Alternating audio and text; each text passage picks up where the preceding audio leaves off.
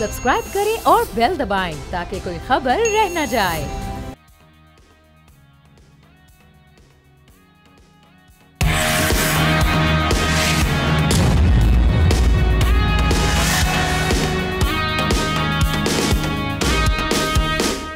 अस्सलामुअलैकुम नाजरीन, आप देख रहे हैं न्यूज़ पंच। मैं हूं आमना खटाना। आज पाकिस्तान स्टॉक मार्केट में नई तारीख रकम हो गई है। 100 इंडेक्स ने पहली बार 1 लाख पॉइंट्स की सतह अबूर की है। 100 इंडेक्स 790 पॉइंट्स इजाफे के साथ खुला, जिसके बाद इंडेक्स ने 1 लाख की नफसियाती हद अबूर की।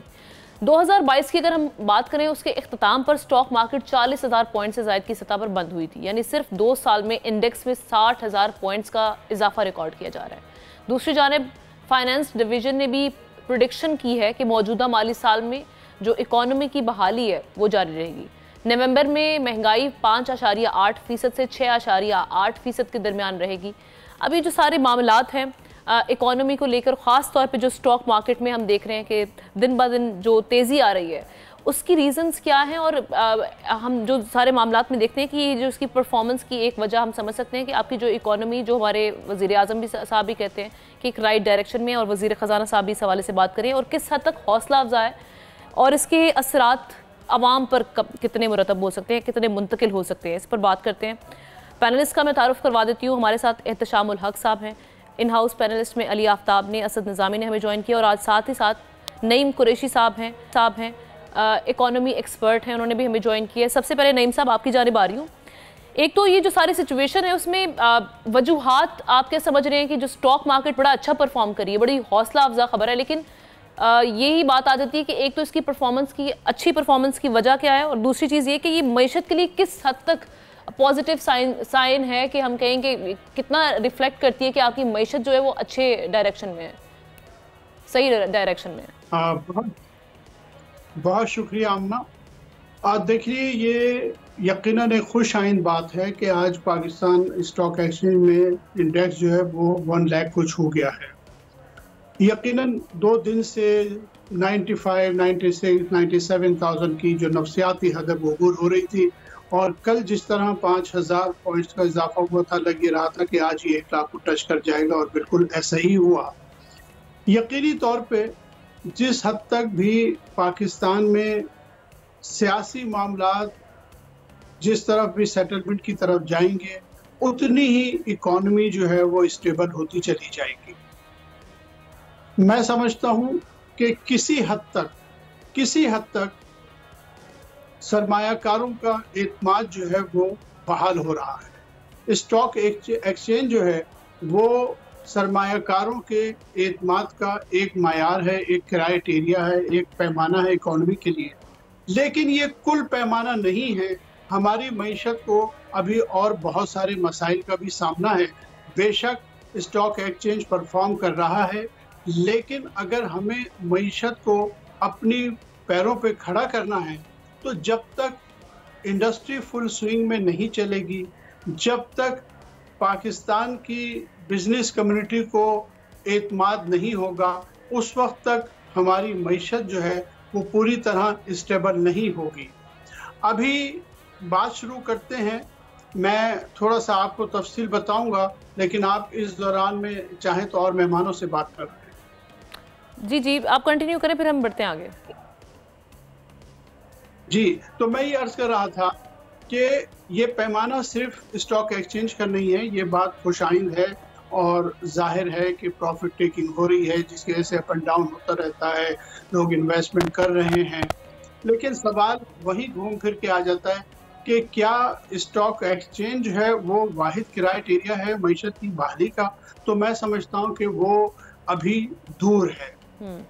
बेशक वज़ीर आज़म इसे खुशाइन कह रहे हैं, हम भी इसे खुशाइन कहेंगे, लेकिन देखिए अभी तक जो IMF के साथ हमारा मुआहिदा था, उसमें अभी भी बहुत सारे हडल्स हैं। हमारा जो रोल ओवर होना था $12 अरब का, वो भी नहीं हो सका।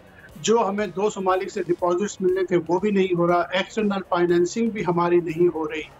अभी हमने रिसेंटली सुना कि एक चाइनीज़ कंपनी जो है वो वापसी की धमकियां दे रही है। उस एतबार से मैं समझता हूं कि इकोनॉमी की स्टेबिलिटी जो है वो सिर्फ स्टॉक एक्सचेंज पर डिपेंड नहीं करती, अभी जब तक ये दीगर मामलात नहीं समझेंगे और मुल्क में जब तक सियासी इस्तेकाम नहीं आएगा उस वक्त तक मुआशी इस्तेकाम भी नहीं आ सकेगा। सही है। एहतशाम साहब आपके पास यही नुक्ता लेकर आएंगे। जब हम ये सुनते हैं कि आपकी जो सियासी मामलात हैं वो बिल्कुल लिंक्ड हैं आपके माशी मामलात के साथ, अभी हम जो देख रहे हैं पॉलिटिकली इस वक्त जो एक टर्मोइल का सामना है वो सारे मामलात हमारे सामने हैं, मुल्क में प्रोटेस्ट हो रहे हैं, सारे मामलात सामने हैं। उसमें हम देखते हैं कि जब स्टॉक मार्केट की परफॉर्मेंस की बात करते हैं तो वहाँ पर कहा जाता है कि एक फैक्टर ये आपका जो पॉलिटिकल आपकी जो पॉलिटिक्स है ये बड़ी असरअंदाज होती है। तो आप समझते हैं कि अभी जो सारी सिचुएशन बन रही है इसमें टोटली ये जो इकोनॉमी के बारे हम देख रहे हैं कि इकोनॉमी को लेके मामला है, ख़ास तौर पे SIFC, इसकी वजह से सरमायाकारों का एतमाद बहाल है, अदरवाइज पॉलिटिकली तो मामला उस तरह से अच्छे नहीं चल रहे जो हम देख रहे हैं।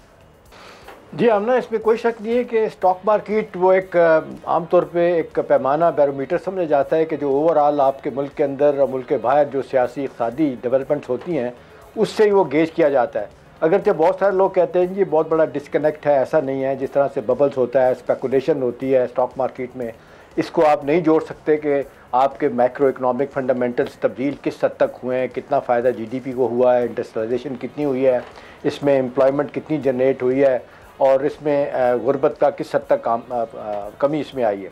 लेकिन दो तीन चीज़ें बड़ी इंपॉर्टेंट है, जिस तरह अभी जिक्र भी हो रहा था। देखिए हमने ये 67% था ये मार्केट कैपिटलाइजेशन इस हमारी स्टॉक मार्केट का, जो अब 70% के करीब हो गया।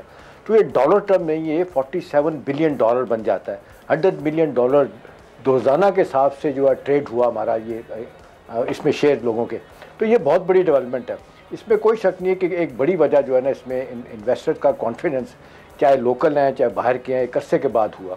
मुझे अच्छी तरह याद है कि पोर्टफोलियो इन्वेस्टमेंट हमारे यहाँ ड्राई अप होते यहाँ $3-4 मिलियन की हो गई थी, 300-400 मिलियन की रह गई थी। अब कहा जा रहा है कि लोगों का एतमाद बढ़ रहा है, रेट ऑफ रिटर्न बड़ा अच्छा हो गया है, हुकूमत जो है ना वो इंटरफेरेंस कम से कम करती है। और आमतौर पे आपने देखा डॉलर पे बोझ होने की वजह से बाहर की कंपनी जो है ना वो अपना प्रॉफिट और डिविडेंड नहीं बाहर बेच सकते थे, उसमें आपने देखा कि बड़ी हद तक हुकूमत ने इसको स्ट्रीमलाइन किया।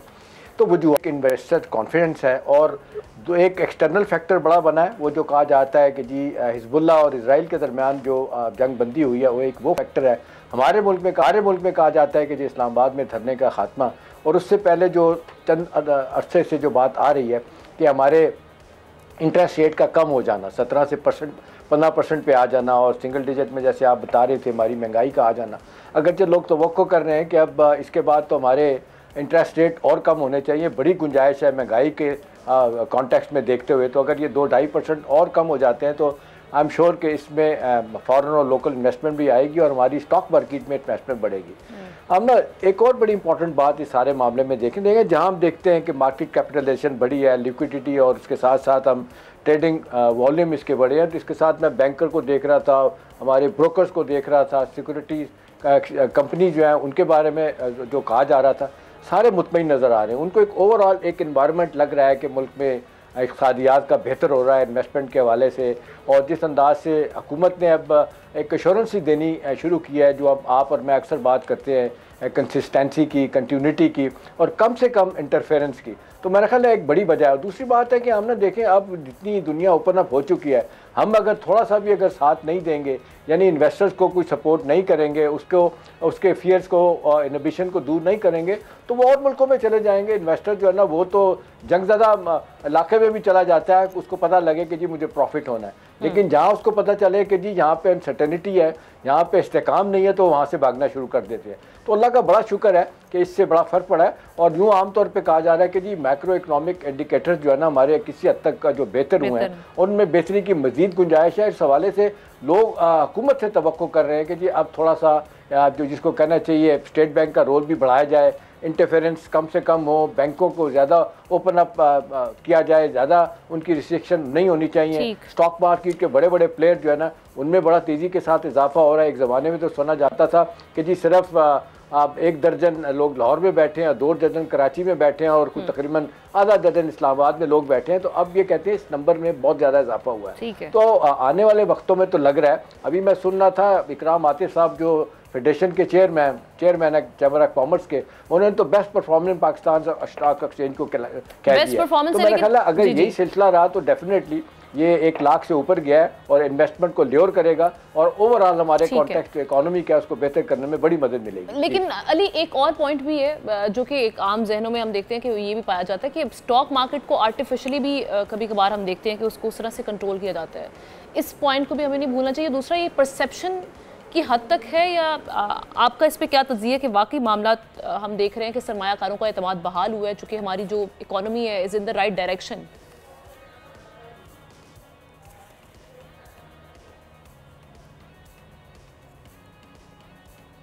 आप अपना माइक अनम्यूट कर दें काइंडली अली। सॉरी। जी जी। ये जी आर्टिफिशियली जो किया जाता था, इसको ये बहुत पुरानी बात है, बिल्कुल किया जाता था। तब मार्केट का साइज बहुत छोटा था, तब ये मुमकिन था। अब ये मुमकिन नहीं है। अब जो हो रहा है वो आर्टिफिशियली नहीं हो रहा, वो बिल्कुल ठीक हो रहा है। ये तो है अच्छी बात। अब आ जाते हैं कि मसाइल क्या क्या हैं। जो मसाइल हैं वो ये हैं कि ये जो इस वक्त आप देख रहे हैं ग्रोथ पिछले 1 साल में जो हुई है, उसकी वजह बहुत ज़्यादा ये है कि पाकिस्तान की जो स्टॉक मार्केट है वो अंडर वैल्यूड थी। और बाय द वे ये आज इतनी ज़्यादा तरक्की के बाद भी अंडर वैल्यूड ही है। So if all goes well तो हम तकरीबन इतनी या इससे कुछ कम तरक्की अगले फिस्कल ईयर में भी देखेंगे। अब बात यह है कि ऑल गोज वेल से क्या मुराद है। ऑल गोज वेल से मुराद ये है कि आपकी सरकार ने, हमारी सरकार ने और IMF ने, दोनों की प्रेडिक्शन ये है, फोरकास्ट ये है कि पाकिस्तान 3.5% ग्रोथ रेट दिखाएगा। अब वही बात कि IMF का जो प्लान है, जो अगली ट्रांच आनी है, उसके साथ अभी पीछे भी एक पैनलिस्ट कह रहे थे बहुत सारी चीज़ें वाबस्ता हैं, जिनमें से ये है कि चाइना अपने कर्जे रोल ओवर करेगा या नहीं करेगा, सऊदी अरब हमें डिफर्ड पेमेंट्स पे तेल देगा या नहीं देगा। सो फिर वही बात है, हमने जो अपने FBR के टारगेट्स थे वो तो बहुत मीलों से हम जो है वो नहीं कर सके अचीव। सो ये सारी चीजें हैं। सब कुछ अगर होगा तो ये ठीक चलता रहेगा। और फिर वही बात है कि अभी पीछे भी कोई कह रहे थे कि जब तक सारी इकोनॉमी, जब तक सारी जो आपकी इंडस्ट्री है उसको पहिए उसके चलते नहीं है, ये जो आप देख रहे हैं ना, ये अगेन अंडर वैल्यूड थी। और ये अंडर वैल्यूड कैसे होती है? ये ऐसे होती है कि अभी पिछले 3 साल में तकरीबन आपने देखा कि 2.5 साल में फ्री फ्लोट पे इकोनॉमी रही, तकरीबन 36% की इन्फ्लेशन हुई।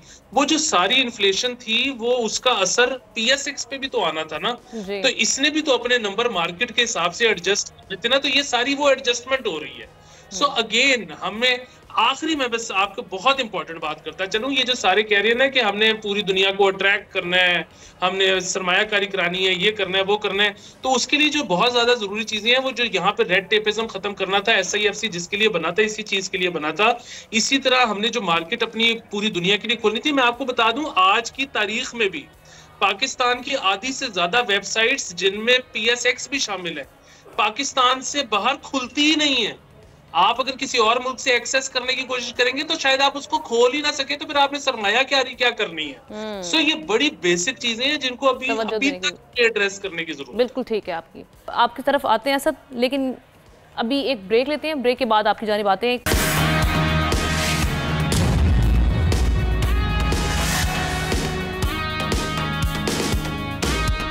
बैक। ब्रेक पर जाने से पहले हम बात कर रहे थे पाकिस्तान स्टॉक एक्सचेंज में जो हम देख रहे हैं जिस तरीके से वो परफॉर्म कर रही है, उसकी वजूहात पर बात कर रहे हैं और क्या फैक्टर्स हैं जिनकी वजह से हम देख रहे हैं कि इसमें दिन ब दिन एक हौसला अफजा वहाँ से हमें खबरें मिल रही हैं। असद, आपका इस पे टेक सारी सिचुएशन पे? जी बिल्कुल, ये तो बड़ी खुशाइन बात है और तमाम मीडिया पे इसकी कवरेज हो रही है और होनी भी चाहिए, बड़ी अच्छी चीज़ है। मेरे इसमें सिर्फ 2 पॉइंट्स हैं और दोनों ज़रा सवाल हैं, रादर पॉइंट्स के हैं।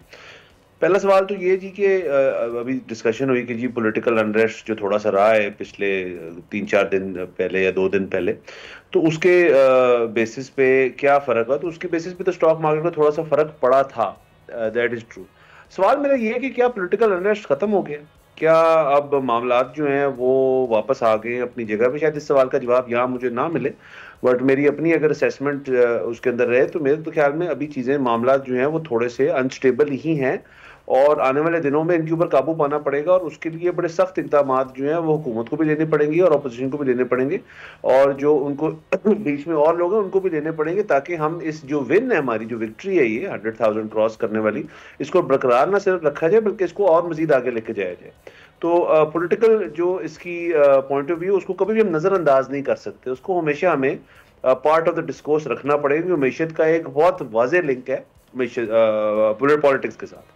अच्छा, दूसरा जो मेरा सवाल है वो ये है कि अभी हम ये भी डिस्कस कर दीजिए, इन्वेस्टर कॉन्फिडेंस जो है उसमें इजाफा है और बेहतर हो गया है। मैं ऐसे भी डिसएग्री करता हूँ। आप अगर इस स्टॉक मार्केट की परफॉर्मेंस ले लें, उसमें की कंट्रीब्यूटिंग सेक्टर्स जो हैं वो कमर्शियल बैंक्स हैं, आपके फर्टिलाइजर के कंपनीज हैं और ऑयल एंड गैस एक्सप्लोरेशन की जो कंपनीज हैं, ये 3 मेजर कंपोनेंट्स हैं, सेक्टर्स हैं जो इसके अंदर ऐड कर रहे हैं। तो बाकी इंडस्ट्री हमारे मुल्क में कोई नहीं, बाकी इंडस्ट्री खत्म हो गई। यहाँ पे टेक्सटाइल्स जो हैं उनका क्यों नहीं जिक्र किया जा रहा, उनकी परफॉर्मेंस नहीं थी। बड़ा मसला जो है वो बुनियादी तौर पे एनर्जी है।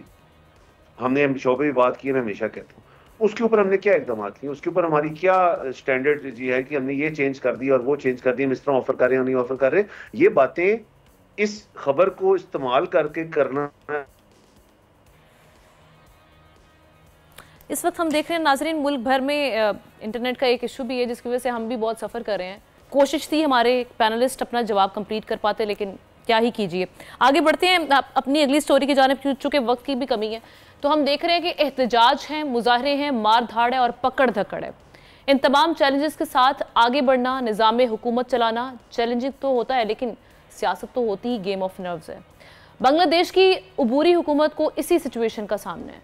बांग्लादेश में एक मरतबा फिर फसादात फूट पड़े हैं।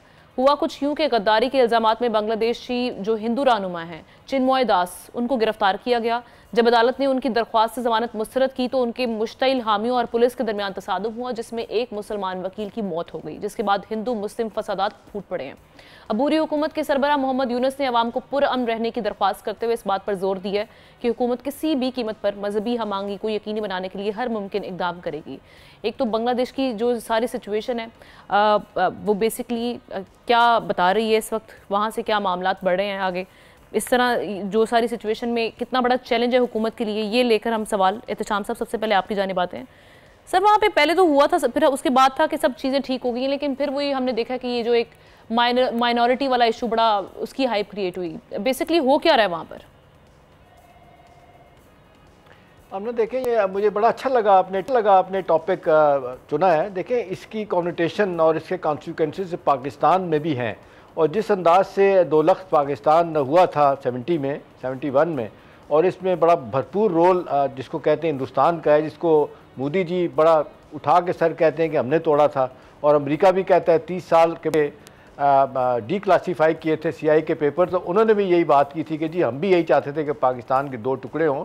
लेकिन इंदिरा गांधी ने जब कहा कि इसी हल्ले में मैं बस पाकिस्तान को भी ख़त्म कर दूं, तो फिर किसिंजर उस वक्त थे अपना निक्सन, प्रेसिडेंट निक्सन, उन्होंने किसिंजर के थ्रू बड़ी स्ट्रॉन्ग वार्निंग दी थी और कहा था कि देखें अगले 100 साल के लिए पाकिस्तान ये जो जगह है ये हमें इसकी ज़रूरत है, लिहाजा नथिंग डूइंग, और आपने कुछ किया तो हम डायरेक्ट आप पे हमला करेंगे।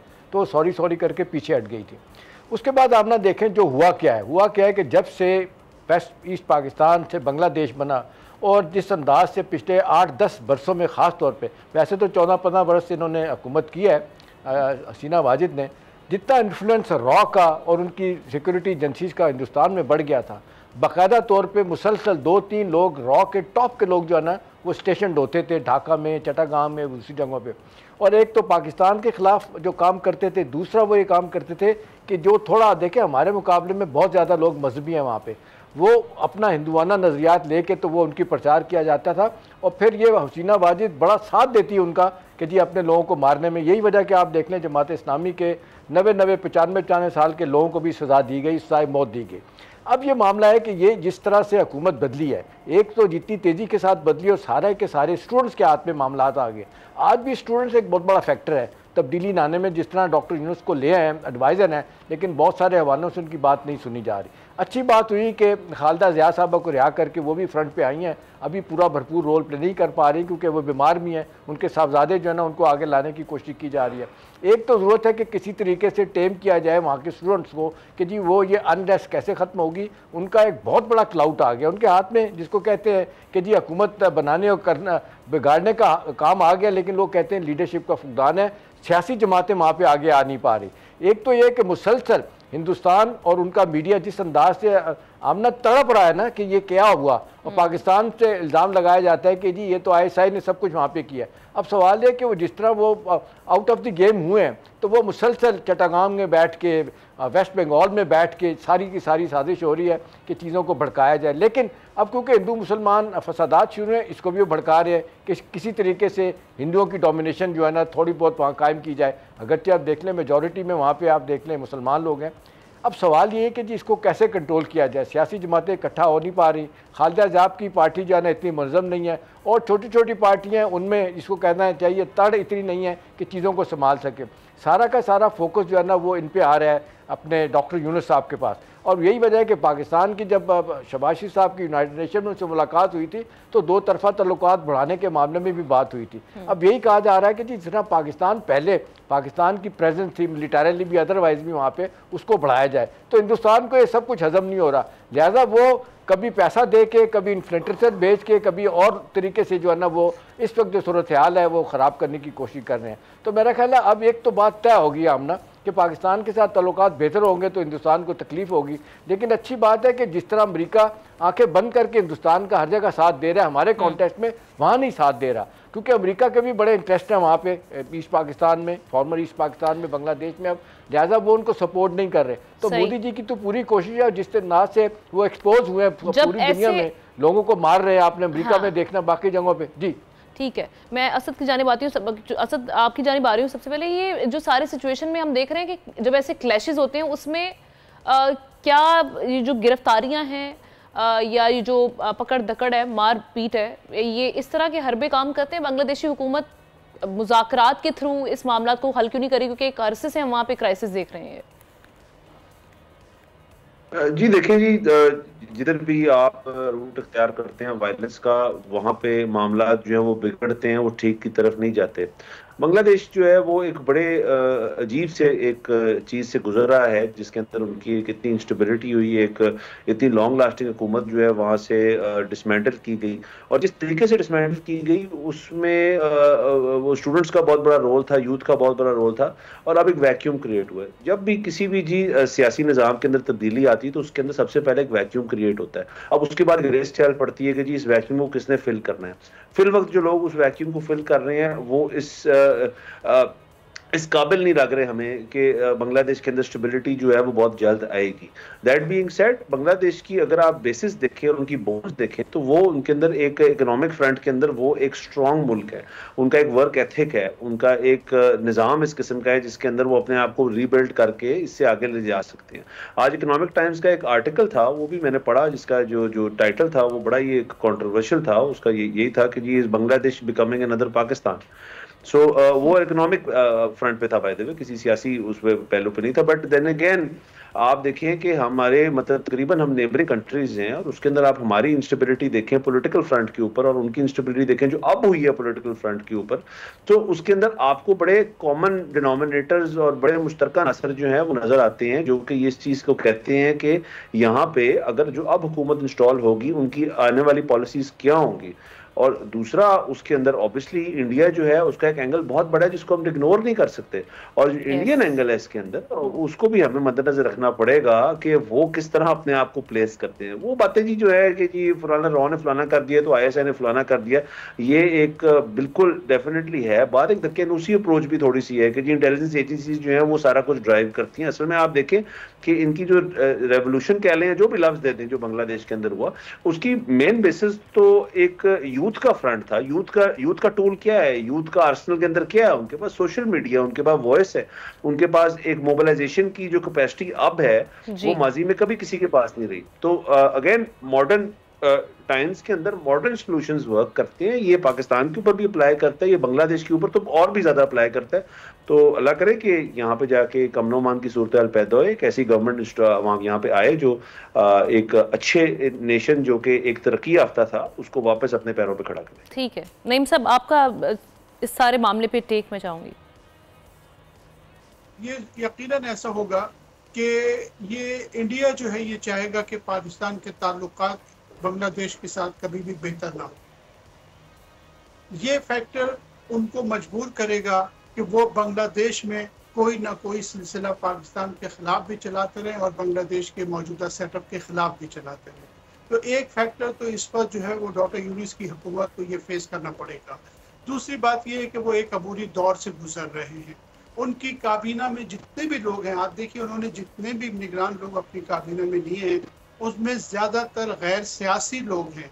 और बांग्लादेश में जो तहरीक चली है उसके नतीजे में हम ये बात जानते हैं कि बांग्लादेश के जो लोग हैं वो सियासी तौर पे जो है बहुत बाशऊर हैं। लिहाजा स्टूडेंट्स की तरफ से जिस मूवमेंट के नतीजे में बांग्लादेश में इतनी बड़ी तब्दीली आई है और हसीना वाजिद की 16 साल हुकूमत जो ख़त्म हुई है उसके नतीजे में उनको बहुत एक ताकत हासिल हो गई है और उनके फैक्टर को जो है वो नज़रअंदाज बिल्कुल भी नहीं किया जा सकता। और वो time to time doctor Yunus की हुकूमत के लिए जो है वो मसाइल खड़े करते रहेंगे। तो मैं समझता हूँ कि लेकिन चूँकि उनके पास एक मुखलिस क़यादत है, डॉक्टर यूनुस और उनके साथियों के बारे में बांग्लादेश में ये राय पाई जाती है, लिहाजा मुझे लगता है कि आने वाले दिनों में जो है वो इन मसाइल को हल ज़रूर कर लेंगे। पाकिस्तान के हुक्मरानों को भी मुझे लगता है कि उनसे सीखने की ज़रूरत है थोड़ा सा, कि हम उन लोगों को लेकर आए जिन पर लोगों का इत्मीनान हासिल हो। और ये जो आप फरमा रही थी कि पकड़ धकड़ जो है वो मसाइल का हल नहीं है। सियासी मसाइल जो इस तरीके से हल नहीं होते, चाहे वो बांग्लादेश हो, चाहे वो पाकिस्तान हो और कोई और मुल्क भी हो। तो इस एतबार से जो है वो मैं समझता हूँ कि पाकिस्तान के हुक्मरानों को भी ये सबक सीखना चाहिए और यही बांग्लादेश की हुकूमत को भी सीखना चाहिए। ठीक है। अच्छा अली, एक तो ये समझ से मेरे बाला तर है कि इंडिया जैसा मुल्क जो इकोनॉमी में इस वक्त हम देख रहे हैं कि किस तरह से वो पाकिस्तान, बांग्लादेश, हम इसके सामने बिल्कुल जो हमारा कद है वो बहुत छोटा है। तो जो मामला इंडिया के हैं, जो स्टेबिलिटी वहाँ पर है, उसको क्या ज़रूरत आन पड़ी है कि वो बांग्लादेश में ऐसी सिचुएशन क्रिएट करे या वो कोई ऐसी फर्स्ट वाली सिचुएशन पाकिस्तान में क्रिएट करने की कोशिश करे? भाई आप ये सिचुएशन क्रिएट करना क्या इंडिया जैसे ममालिक उनके लिए तो बड़े मसाइल हैं, उनके लिए तो दीगर इश्यूज हैं जिन पे वो तवज्जो देंगे। देखिए, मैं तो नहीं इंडिया के बिहाफ पे बात कर सकता कि इंडिया क्या करता है या क्यों करता है, लेकिन as far as Bangladesh goes and this whole episode goes, मैं आपको बताऊं कि जिस वक्त ये सब हो रहा था और ये कामयाबी के करीब था तो मैं उस वक्त परेशान था। और मेरी परेशानी की वजह ये थी कि जब भी पूरी दुनिया में कोई भी जो पॉलिटिकल पावर है जब उसको थ्रो किया जा रहा होता है, फेंका जा रहा होता है, तो पाकिस्तान में लोग विक्ट्री लैप लेना शुरू कर देते हैं। और जब भी पाकिस्तान में लोग विक्ट्री लैप लेना शुरू करते हैं मैं परेशान हो जाता हूँ।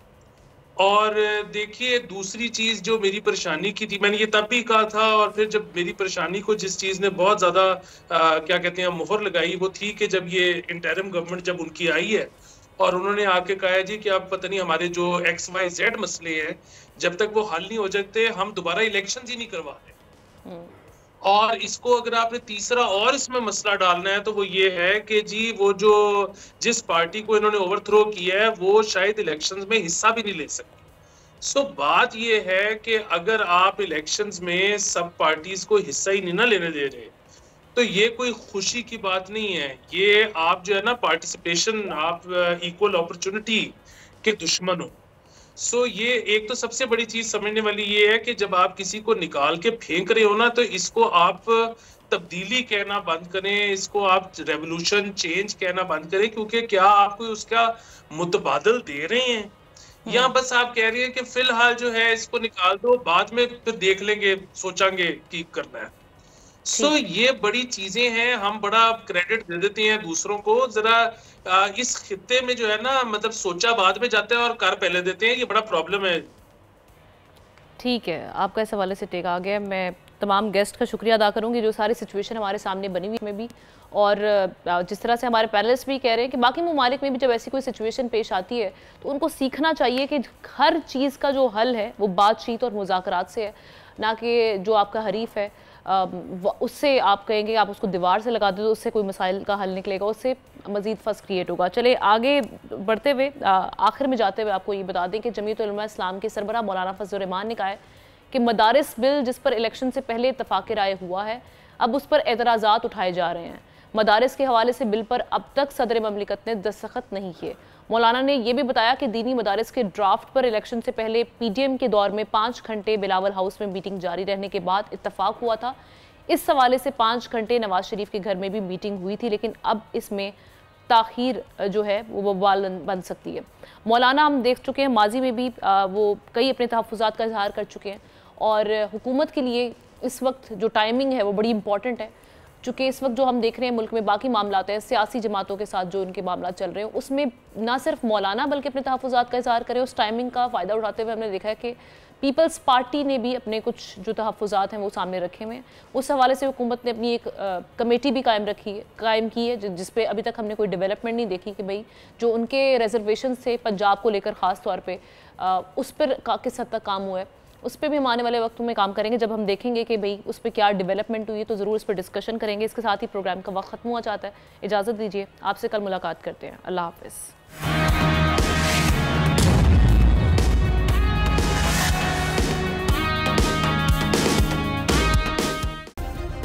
सब्सक्राइब करें और बेल दबाएं ताकि कोई खबर रह न जाए।